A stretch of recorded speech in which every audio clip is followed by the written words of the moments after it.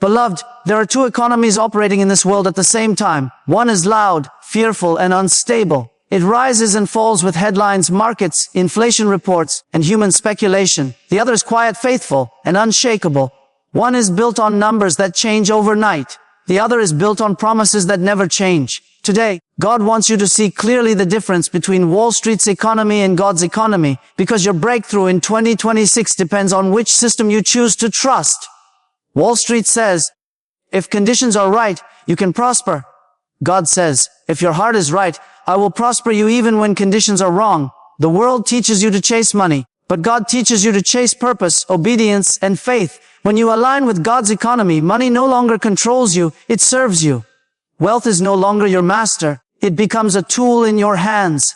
There are two economies operating in this world at the same time, and every person is living under the influence of one of them, whether they realize it or not. One economy is visible, loud, and constantly changing, driven by fear, pressure, and uncertainty. It reacts to news, numbers, and human opinions. It rises with optimism and collapses with panic. The other economy is invisible to natural eyes, but more real and more powerful, sustained by faith and divine promise. This economy does not move according to headlines or human prediction. It moves according to the unchanging Word of God. The economy of the world teaches people to live in anxiety. It trains the heart to worry about tomorrow, to fear loss, and to constantly protect what it has. In this system, peace is fragile because it depends on circumstances. When markets rise, confidence rises. When systems shake, fear takes control. People become prisoners of what they cannot control, always reacting, always stressed, always uncertain about what comes next. God's economy operates in a completely different way. It is not built on fear but on trust. It is not sustained by human effort alone, but by divine faithfulness. In this system, peace does not come from abundance. Abundance flows out of peace. God's promises become the foundation instead of fluctuating conditions. When your trust shifts from what you see to what God has spoken, your inner world becomes stable, even when the outer world is unstable. Many people try to mix these two economies, trusting God with their words, but trusting the world with their hearts. They pray for provision, but still allow fear to control their decisions. They say they believe, yet their choices are driven by anxiety. God's economy cannot be accessed with a divided heart. Faith requires surrender. When you fully rely on God's promises, you step out of survival thinking and into kingdom thinking. In the world's economy, value is measured by possession, position, and power. In God's economy, value is measured by faith, obedience, and relationship. The world asks how much you have stored up. God asks how much you trust Him. The world rewards control. God rewards dependence. This is why people who have little in the natural can experience great peace and supernatural provision, while those with much can still live in constant fear. Fear is the language of the world's economy. Faith is the language of God's economy. Fear always focuses on lack, loss, and limitation. Faith focuses on promise, purpose, and provision. When fear speaks, it says there is not enough, it is too late, and you are too small. When faith speaks, it says God is sufficient, the timing is perfect, and nothing is impossible. Whichever voice you listen to determines which economy you are living under. God's economy is activated by belief before evidence appears. The world demands proof before trust. God invites trust before proof. This is why miracles, breakthroughs, and supernatural supply are common in God's system. When you believe first, heaven responds. When you obey first, provision follows. The world calls this foolishness, but God calls it faith. When you understand that two economies exist, your perspective begins to change. You stop being shaken by every report and every rumor. You stop allowing fear to dictate your future. You begin to measure your life by God's promises rather than human predictions. Stability replaces anxiety. Hope replaces fear. Confidence replaces doubt. Those who choose to live by faith are not ignoring reality. They are trusting a higher reality. God's economy does not deny challenges, but it refuses to be ruled by them. It sees beyond the present moment and rests in the certainty that God is faithful, God is able, and God is already at work even when nothing seems to be moving. God's economy is not limited by recession, inflation, or global instability because it does not originate from human systems. What limits the world does not limit God. Earthly economies depend on supply chains, political decisions, and human confidence, but God's economy depends on His nature, His power, and His promises. When systems fail and structures shake, God remains unchanged, and what flows from Him remains secure. The world teaches that prosperity is fragile and temporary, always at risk of collapse. This is why fear increases during uncertain times. People begin to hoard, to withdraw, and to protect themselves. Decisions become defensive rather than faith-filled. Yet God's economy does not operate on scarcity. Heaven has no shortage of resources, wisdom, or provision. What looks like a crisis on earth is never a crisis in heaven. Throughout history, God has shown that His provision appears most clearly in moments of impossibility. When the environment is dry, God still provides water. When resources are limited, God multiplies what is available. When doors are closed, God creates new paths. Economic pressure does not stop God's ability to bless. It often becomes the stage where His power is revealed. Inflation may reduce the value of money, but it cannot reduce the value of God's promises. Recession may slow businesses, but it cannot slow God's purpose. Global instability may create uncertainty, but it cannot interrupt divine timing. God's economy is not reactive, it is intentional. He does not wait to see what the world will do before He acts. He already knows the end from the beginning and prepares provision ahead of time. Many people struggle because they measure God's ability by their environment. When the environment looks negative, their expectation shrinks. But faith grows when you understand that God works independently of conditions. He does not need perfect circumstances to release blessing. He needs willing hearts that trust Him beyond what they can see. God's economy also operates on supernatural supply rather than natural limitation. What you cannot produce by effort alone, God can release by grace. When you reach the end of your strength, God's strength becomes visible. This is why dependence on God is not weakness, it is access. The world says security comes from control, but God says security comes from trust. In times of global shaking, God often positions His people for distinction. While others are losing peace, believers are gaining clarity. While others are shrinking back, faith-filled people are stepping forward. God gives ideas, strategies, and wisdom that are not available through human analysis alone. He leads His people into opportunities hidden from fear-driven minds. God's economy is governed by covenant, not chaos. Even when the world appears unstable, God remains faithful to His word. He does not forget His promises when markets fall. He does not delay His plans because nations are uncertain.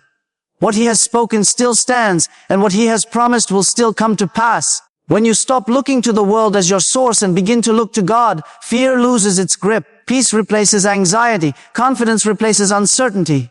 You begin to live from a place of assurance rather than survival.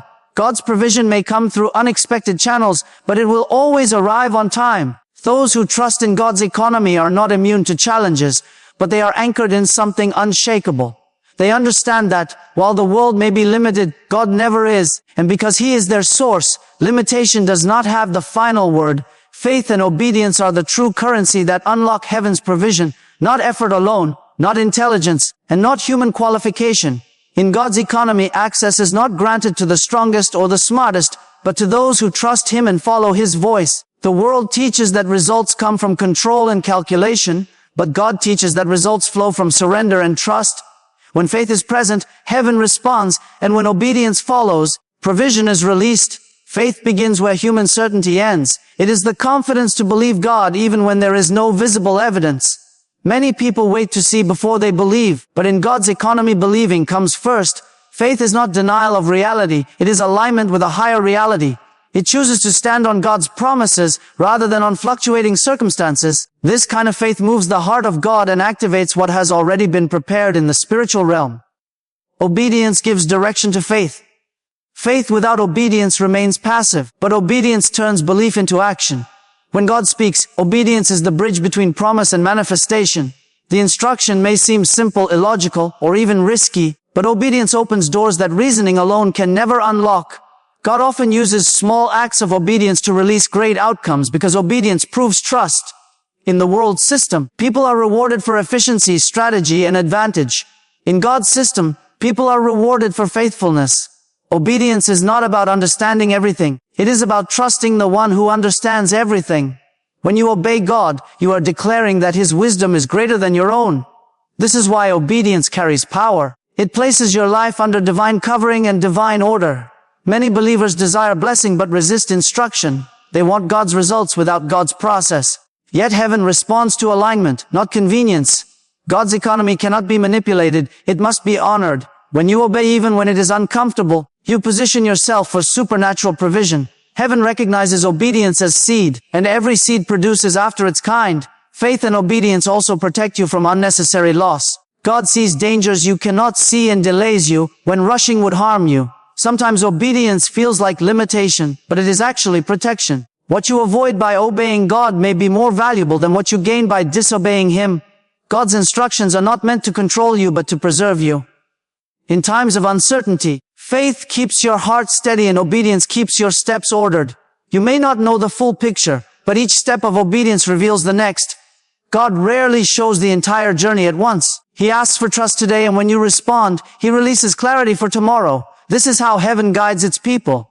Faith attracts God's favor, and obedience sustains it. Favor opens doors, but obedience keeps those doors open. When faith and obedience work together, acceleration occurs. What might take years in the natural can happen suddenly in God's economy because heaven is responding to alignment. Those who live by faith and obedience experience provision that cannot be explained by logic alone. Resources appear at the right time. Help comes from unexpected places. Opportunities emerge where none existed before. This is not coincidence. It is the result of operating in heaven's system. When faith becomes your currency and obedience becomes your lifestyle, you no longer chase provision.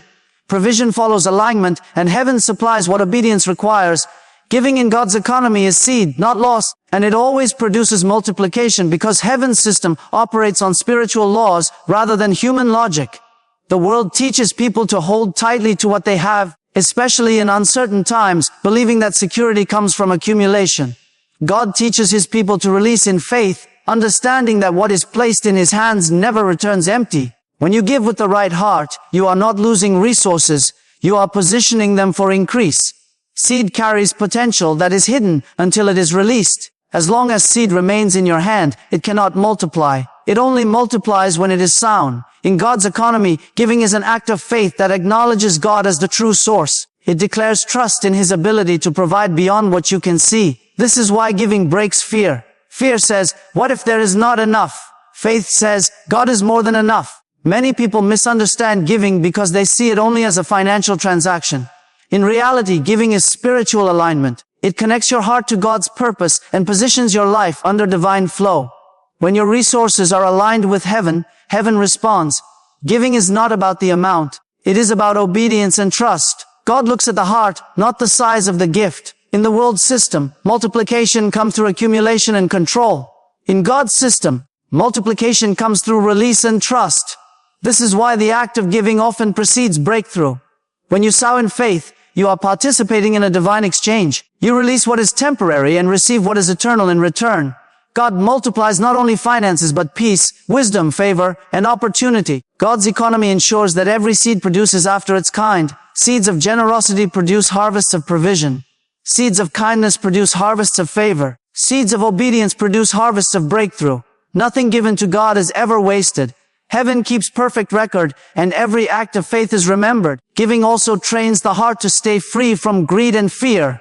When people hold too tightly to what they have, possessions begin to possess them. Giving keeps your heart aligned with God rather than with money.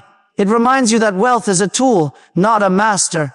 In this freedom, God can trust you with more, because He knows it will not control you. Multiplication in God's economy does not always come in the same form as the seed. Financial seed may return as opportunity, protection, or divine connection. God multiplies according to His wisdom, not human expectation.